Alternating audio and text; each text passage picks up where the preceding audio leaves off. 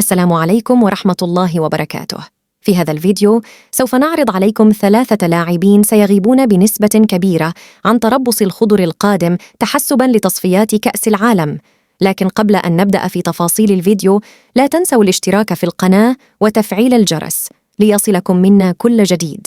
إذن لم يبقى إلا أياماً قليلة على بداية تربص المنتخب الوطني الذي ستتخلله مباراتين رسميتين لحساب تصفيات كأس العالم 2026 أمام كل من الصومال والموزمبيق.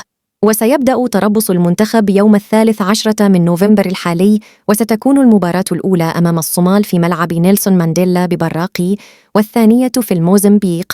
والآن لنعرض عليكم ال3 لاعبين الذين سيغيبون بنسبة كبيرة عن تربص الخضر. أولاً، بدر الدين بوعناني لاعب نادي نيس الفرنسي، والذي غاب عن المشاركة مع فريقه لمدة طويلة. ثانياً، سفيان فيغولي، وهذا بسبب تراجع مستواه في المباريات الأخيرة مع ناديه. وثالثاً، آدم زورغين، والذي منحه جمال بالماضي الفرصة في أكثر من مرة، إلا أنه لم يبرهن على إمكانياته في أي فرصة من الفرص. وأنتم مشاهدين الكرام شاركونا بتعليقاتكم أسفل الفيديو، ولا تنسوا الاشتراك في القناة وتفعيل الجرس ليصلكم كل جديد.